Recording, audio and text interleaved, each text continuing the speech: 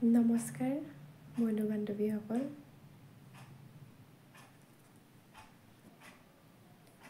world ৰেকৰ্ডৰ বাবে যিটো দিহানাম হ'ব কৈছিল তাত আহিম বুলি বা যাম বুলি সকলোৱে ভাবি আছিল যোৱাটো নহ'লে কিয় নহ'ল এই ভিডিঅ'টো চালে আপোনালোকে গম পাব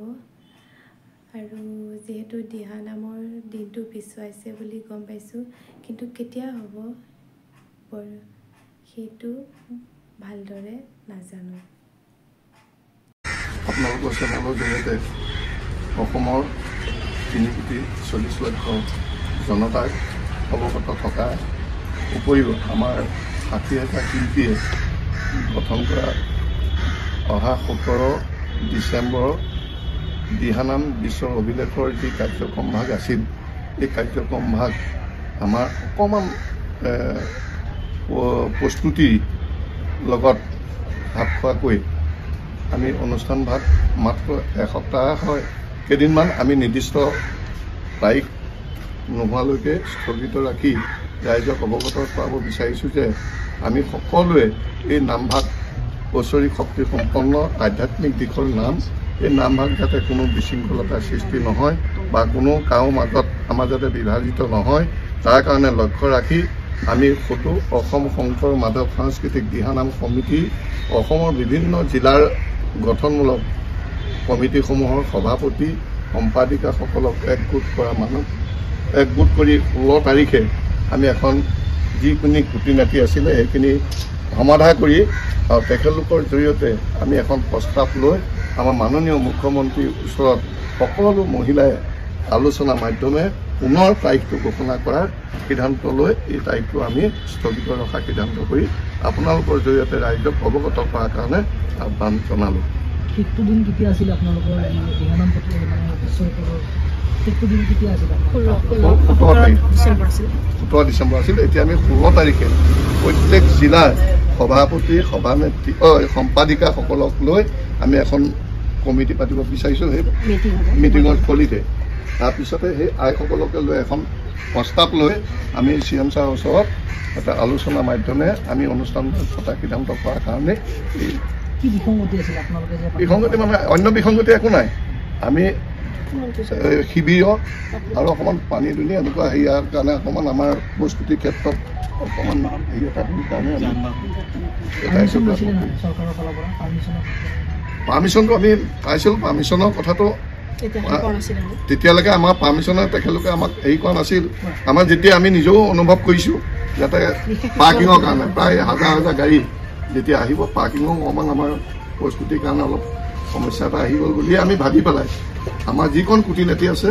এই যিকেইটা দিন আমি ল'ম এইকেইটা দিনতে সমাধা কৰিবৰ কাৰণে সকলো জিলাৰ তেওঁলোকৰ পৰামৰ্শ অনুযায়ী আমি অনুষ্ঠান ভাগ পাতিবৰ কাৰণে আমাৰ মাননীয় মুখ্যমন্ত্ৰী মহোদয়ক এই আইসকলৰ জৰিয়তে আলোচনাৰ মাধ্যমে অনুষ্ঠান ভাগ পতাৰ সিদ্ধান্ত লৈ আমি স্থগিত ৰাখিবলগীয়া হয় বৰঙণি আমি সদৌ অসম শংকৰ মাধৱ সাংস্কৃতিক দিহানাম সমিতি পঞ্জীয়নৰ নামত মাত্ৰ 100 টকা আমি বৰঙণি দিছিলোঁ এই 100 টকাটোৱে আমি পুঁজি হিচাপে আমি আজি তাৰিখলৈকে আমি অনুষ্ঠান ভাগ পৰিচালনা কৰি আছোঁ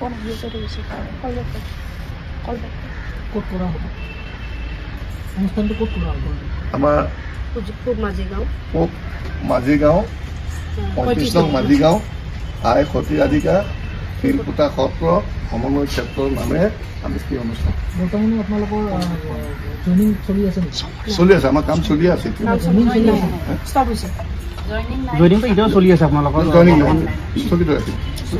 স্থগিত আমাৰ বিশেষ কিছুমান অসুবিধাৰ কাৰণে আমাৰ সভাপতি বাপজনে জনালে আমাৰ বিশেষ অসুবিধাৰ কাৰণে আমি এই দিনটো স্থগিত ৰখা হ'ল যদিও আমি 16 তাৰিখে আপোনালোক বাপজনে অৱগত কৰালে কোনো মানে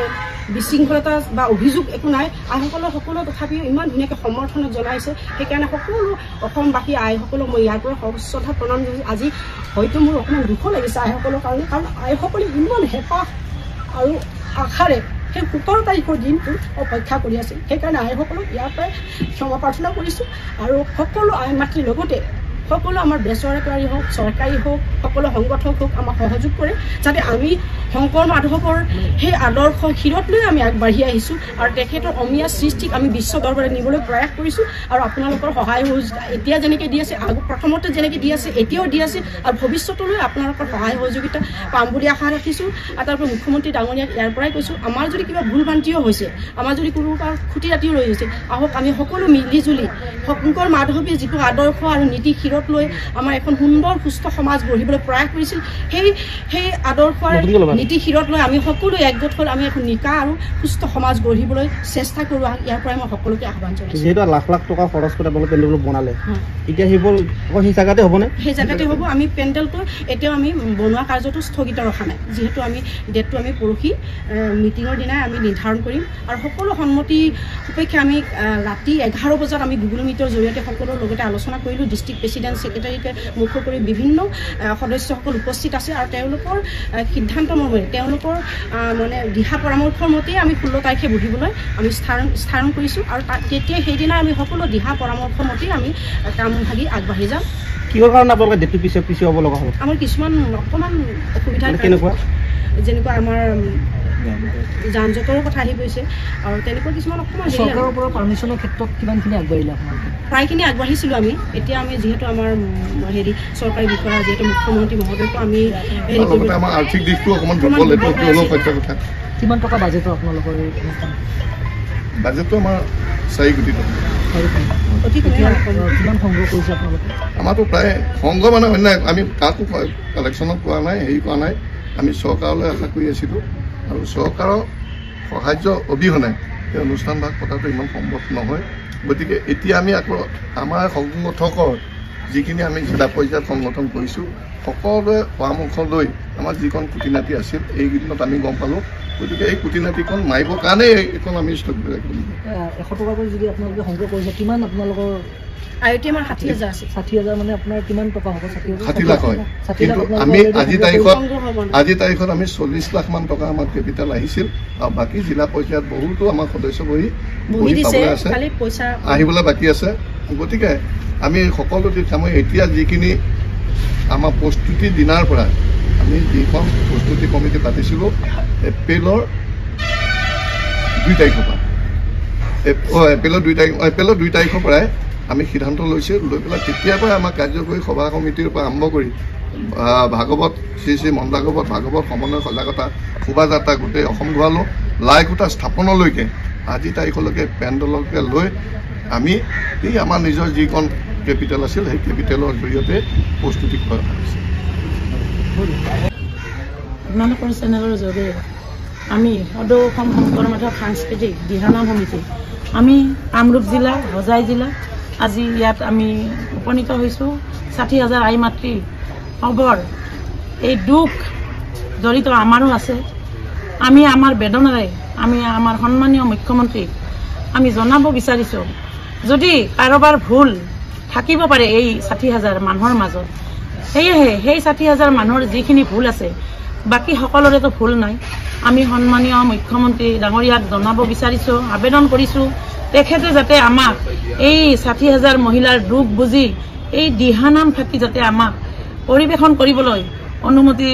দিয়ে তেখেতক আমি ইয়াৰ পৰা আপোনালোকৰ চেনেলৰ জৰিয়তে অনুৰোধ জনাইছোঁ লগতে তেওঁ যেন আমাক সহযোগ কৰি দিয়ে আৰু তেখেতে যাতে আমাক